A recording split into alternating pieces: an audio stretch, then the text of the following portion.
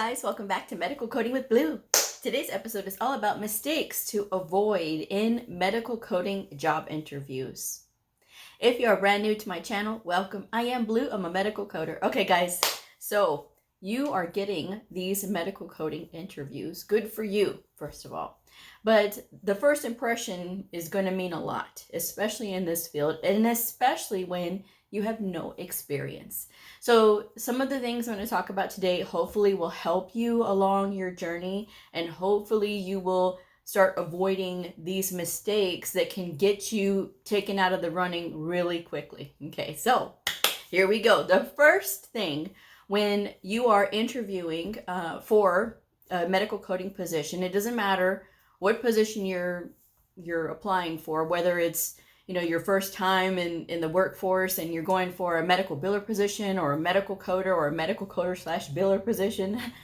You want to make sure that you, of course, are well dressed.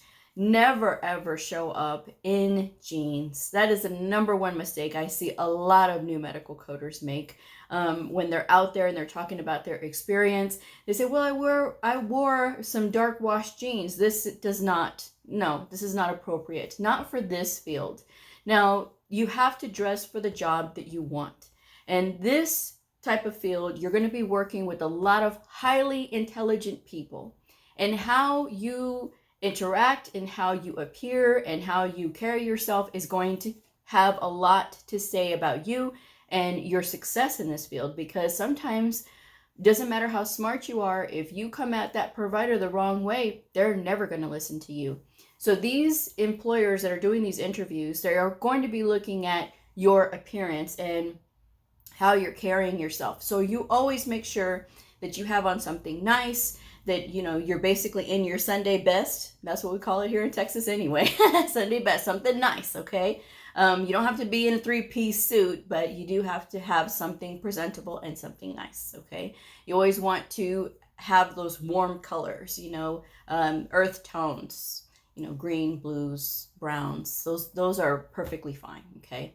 So the next thing that I want to say is when it comes to you sharing a little bit about yourself, they are going to ask you, describe yourself, talk about yourself.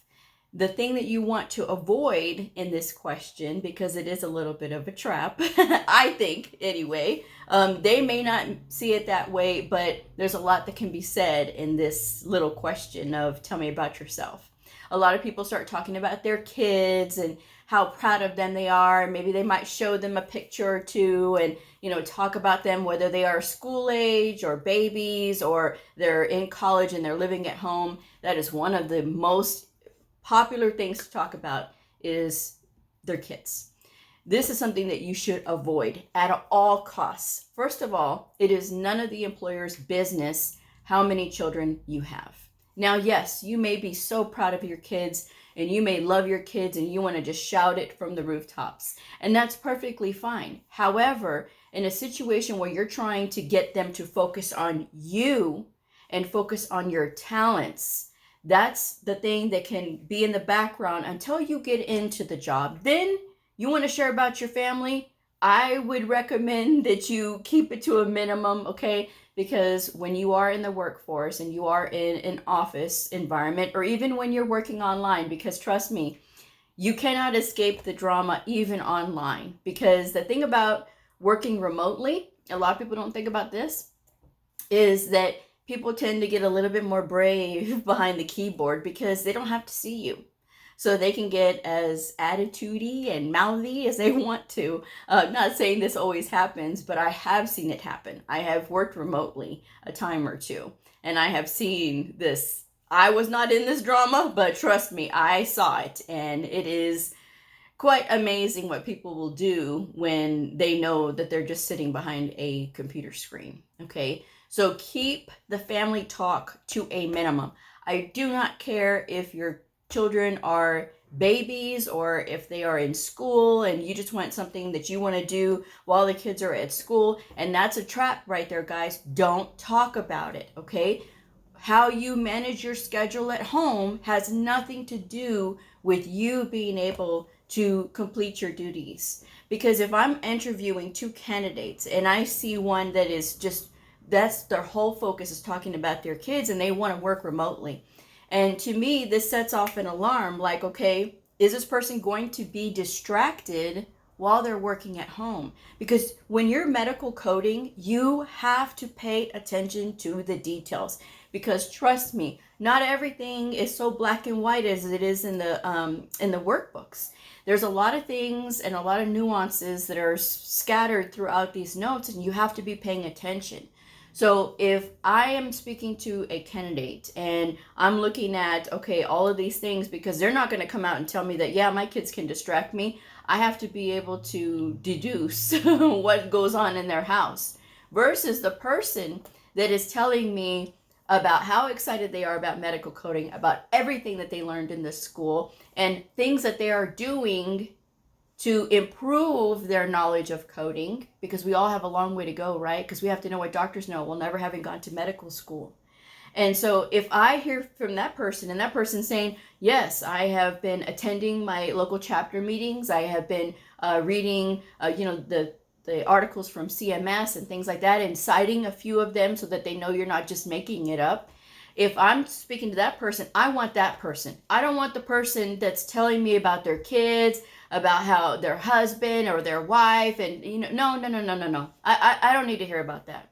I do not need to hear about that. And trust me, I don't want to bring that drama into my work area with my employees if I'm hiring manager, because I'm going to look at that person and I'm going to look at how can this person potentially get along with others in my department. And while there may be other parents in the department and who will understand about children, because trust me, the health information field is predominantly women, okay? So they understand about having small children. They understand about, having even teenagers and college students living in their homes, they understand all of those things. But in the interview, it's not the time to bring it up, period. Okay? The only thing that they need to know about you, if you're applying for a remote position, which I tell y'all not to do, but since a lot of y'all don't want to listen, I will say this. When you are in this interview and you're saying, well, Blue, I really need to work at home. It doesn't really matter to me why you need to work at home, just the same as it doesn't matter to these employers why you want to work at home. The thing that you need to focus on is not telling them about, your kids and things like that. You need to focus on telling them that you have a secure area, that you have a secure internet connection, that you are going to be facing your monitors towards the wall, you have a designated space, you have an office space with a closed door. Those are the types of things that you want to talk about if you truly do want that remote coding position, okay? Not that you're not going to be distracted because you have grown children and they still live in your house. Don't do that, okay? Because it's just going to set you up for failure. And it may be just that one little thing that you're doing. Okay. And then some people say, well, my child is disabled and I have to stay home and take care of it. That's not the place to bring it up in the interview. Do not bring that up in the interview. Now, it is a struggle if you have to take care of a child that has, different challenges. But again, they need to know how focused are you going to be at the work, at doing your job. Because you have to treat working at home as if you're in the office. And a lot of people don't do that. And then they get upset because they say, well, I got fired because, I was trying to do all these things and I was trying to juggle my job. And, they will monitor your keystrokes. They will monitor your mouse movements. And even though you may get a mouse mover, believe me, they have their ways of monitoring you. And they may not have you on camera, right? There's some companies that do that. You have to be on camera at all times. But there's a lot of companies that don't. And there's a lot of them that kind of watch those things. So you have to be there at your desk. And again, you have to treat it like you're at the office. Of course, you can get up and, do what you need to do. Like if you have to take a break and go to the restroom or something, or get some water or something like that, you can totally do that. But it is those that try to take advantage of the situation. And they say, well, I'm going to go run out and do an errand and I'm going to come right back. And, you may hear about that people say, well, I just called my boss and I let them know. And, I just went out and did whatever. And I came back and I made it up later. That's not the situation at all places. It's not the situation at all places. So again, you need to make sure that you're bringing your A game to this interview. And this interview needs to be about your skills, that you're highlighting your skills, which takes me into the other mistake that you need to avoid.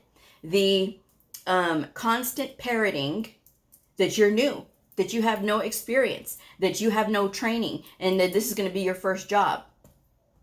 Avoid this. They already know that you have no experience. They already know this.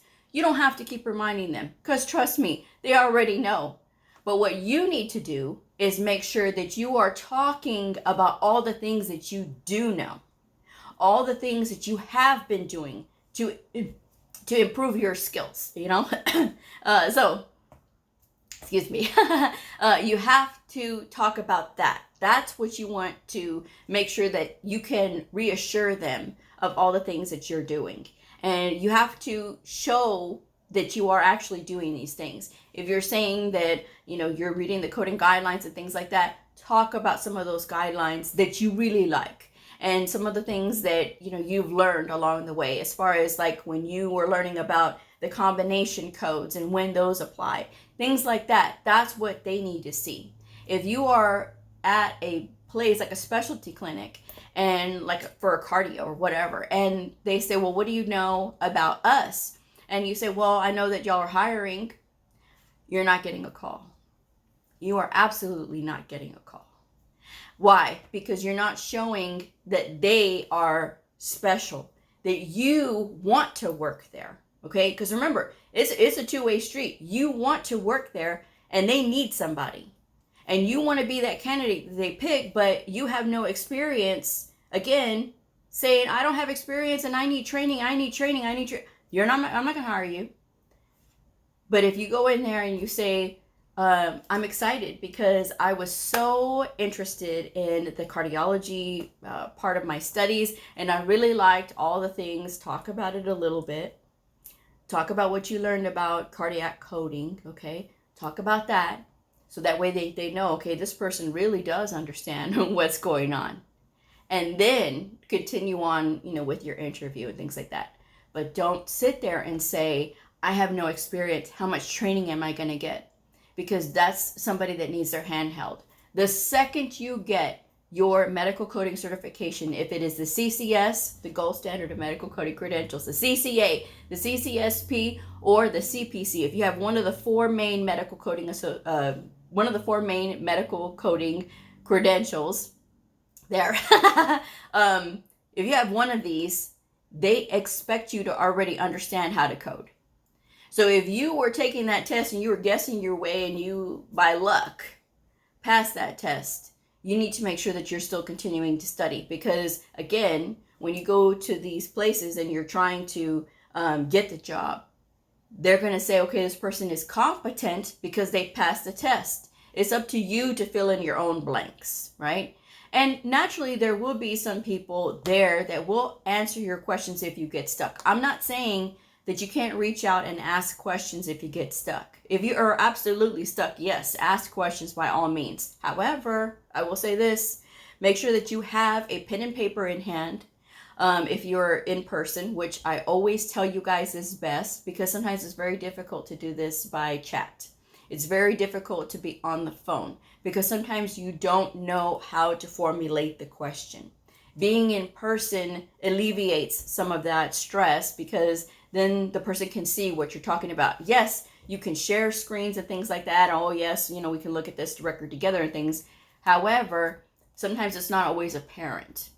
And if you are in person, the person can kind of read the body language and figure it out and find out where you're getting that hang up. Because sometimes people just get hung up on certain things, and I can look at a person and tell if it is a coding problem that they're struggling with, or if it is an anatomy and medical terminology problem that they're struggling with. Trust me, there's a difference between the two problems, and I can spot that now.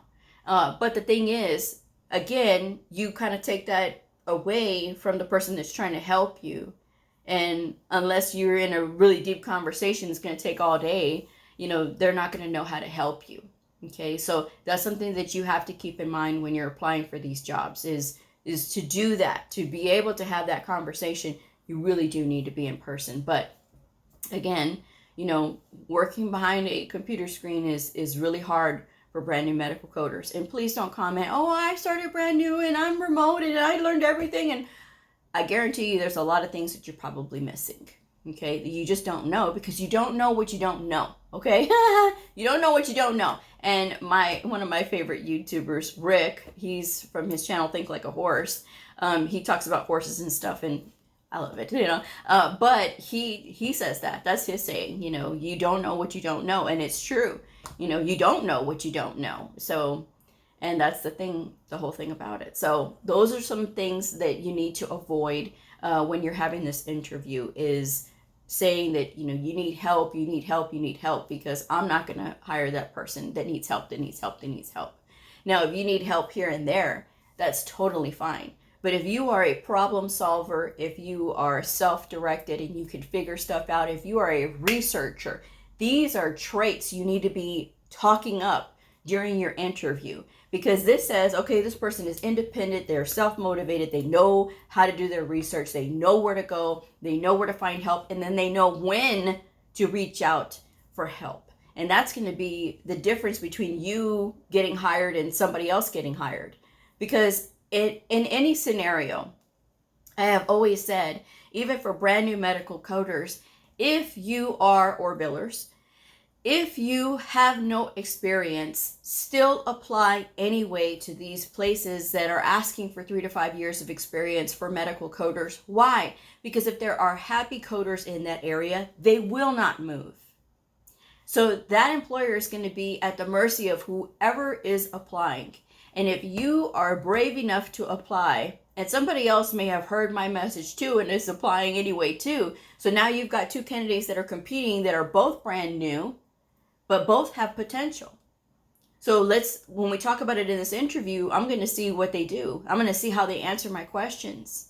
I'm going to see how they respond when I throw them a curveball for whatever reason. I give them a scenario to talk through and things like that.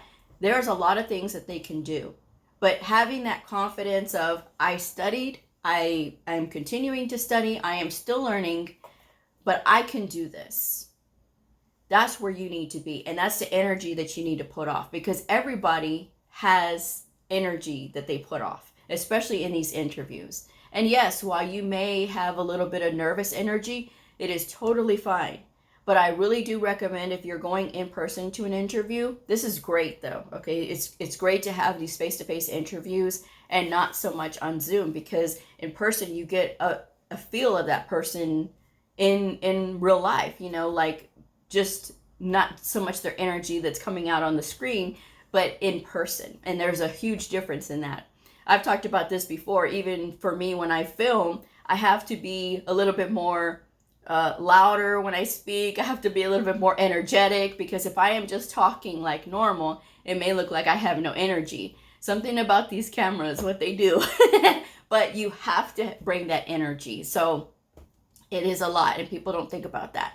But again, if you're in person and you're meeting that person for the first time, shake their hand and make it a firm handshake. I talked about this the other night on the live, is that it's so important to have a good firm handshake. If you do this little weak dead fish handshake, I'm not going to hire you. I wouldn't hire you, because this person is not sure of themselves. They're not confident. You need to have confidence, even though you may not feel like you're confident. Because a lot of times we don't give ourselves enough credit. We don't give ourselves enough of that, okay, yes, you know, we know more than we think we know, okay? There's a lot of people that don't do that, all right? So you need to build up that energy. You need to build up that strength. It's very important. There's too many people nowadays that are so consumed with how they feel and what they think, and they let their emotions drive them. Emotions driving people is good, and it is also bad. It depends on the emotion itself, and it depends on the person and how they're managing that emotion. And the thing about it is, you can't always, just because you get discouraged because one or two people said no, or because everybody's asking for experience, just because they say it in the listing.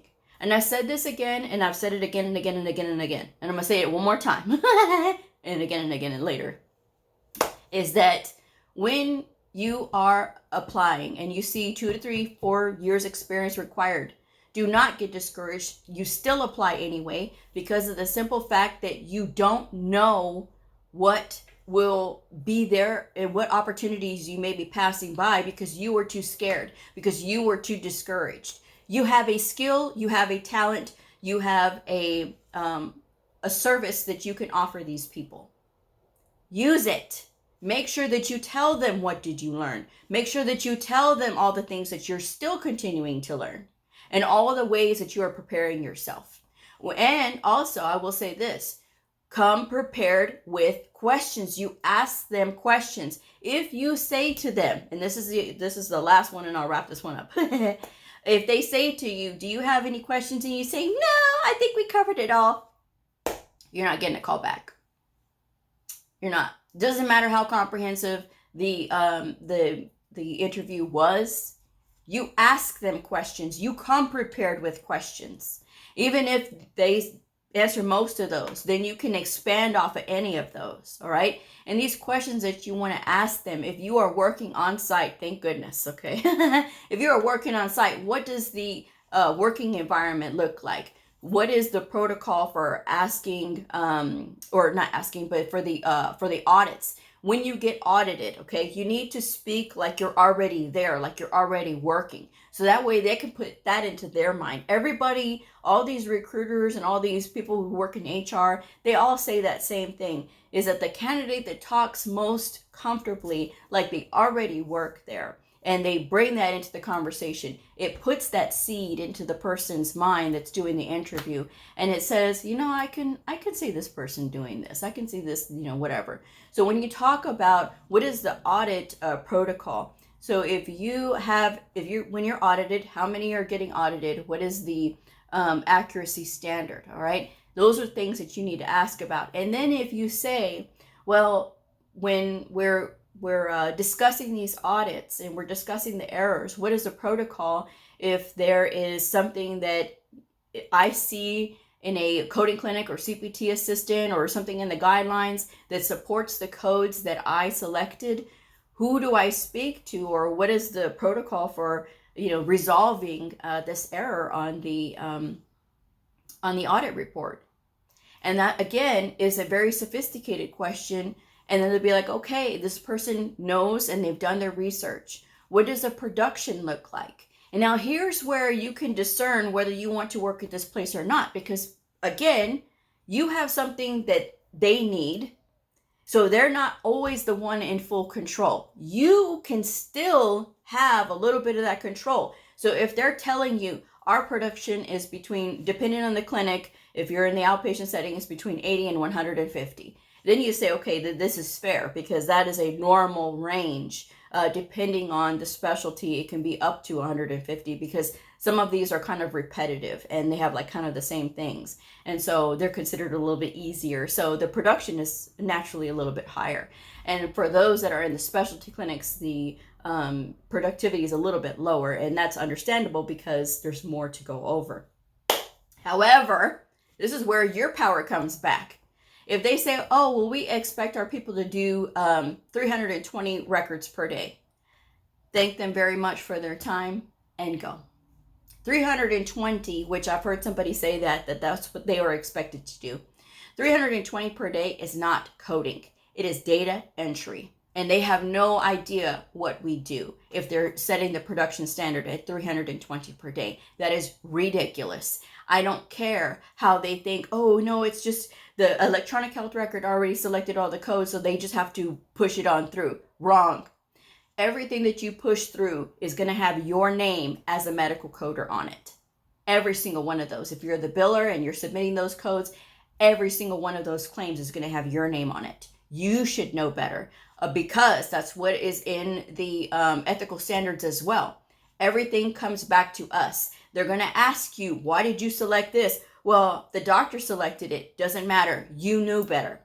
You knew better as a health information professional. You're the one who's supposed to correct that code. If it is improper, incorrect, doesn't apply, inappropriate, you're supposed to change it. So keep that in mind when you're out there and you're talking about this productivity rates, all right? Now, there's a little bit of a debate about the production standard for the ER. I've seen some a little bit higher.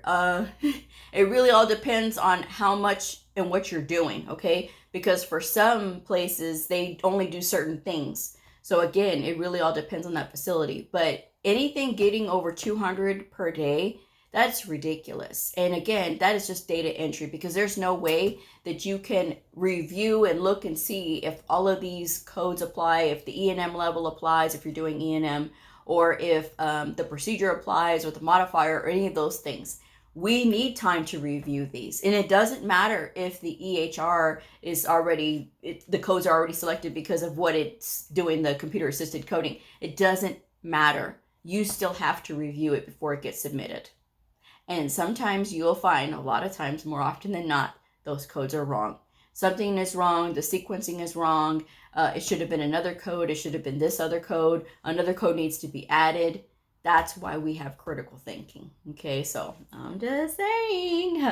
But those are the things that you all should avoid when you are in these interviews, okay? So don't talk about your family or your kids or your home life, all right? You make everything focus about learning and you know, what you're wanting to get into and what you're excited about. Make sure that you are not parroting all the time, that you are brand new, because that is something that no employer wants to hear. Oh, who's going to train me? No, because then you're somebody that needs too much time. And time is a very valuable thing in business, all right? Time is what can really mess up a business quicker than money can. Because if you waste too much time, businesses can lose a lot, okay? So those are the two big things. And make sure that, you know, you don't show up in just regular old jeans, dark wash jeans and t-shirt. Don't ever do that, okay? Don't apologize. That's something I didn't talk about, but don't apologize when you're asking questions. You always say, thank you. You always say, my next question is, I have one more question. I have this other question to piggyback off of that. I'd like to ask this question. That's what you need to be, as engaged as possible, okay? And then the other thing, one more thing before I wrap it up. When you are leaving that interview, it is okay to send one follow-up email, okay? Hopefully you'll get that person's contact information so you can send them a thank you note one time. Do not keep calling them. Do not ask them. Do not follow up again and again and again and again and again. If they tell you, if they respond back to you and say, we went with another candidate, you know, thank you very much, good luck in the future, blah, blah, blah. Don't come back to them saying, oh, well, what did I do wrong? And, you know, just please explain to me what I can do right for the next interview. I've had people who write to me and tell me that they did that. And then they don't understand why they're not getting called, because you did that. Because you did that. These businesses can choose whoever they like. And actually, they don't have to respond. It's nice for them to respond to you and tell you, hey, we've decided to go with another candidate, you know, because let's be adults here. But however, there are some people that constantly get that, but why did I get hired? Don't ever put yourself in that position where you're begging for a job, okay? Because you're better than that. You have a skill. You have a certification. You are better than that. You should never beg for a job, because every rejection is a redirection. Remember that, okay? Every rejection is a redirection, okay? So that's all I'm going to say. So with that said, I'm going to go ahead and wrap this one up. But best of luck to you all out there. Continue to apply. Continue to go out on those interviews. And if you hear something that you don't like, remember, you're also in control of where you work too. If you pick up a bad vibe, if you pick up, oh, that they want you to do 320, that's obviously not going to be a place for you to learn, because they want somebody who does data entry. They don't want a coder. I'm just saying. So with that said, I'm going to wrap this one up. Thank you guys again so much for joining me. If this video helped you, please like, subscribe, and share, and I'll see y'all next time. Bye.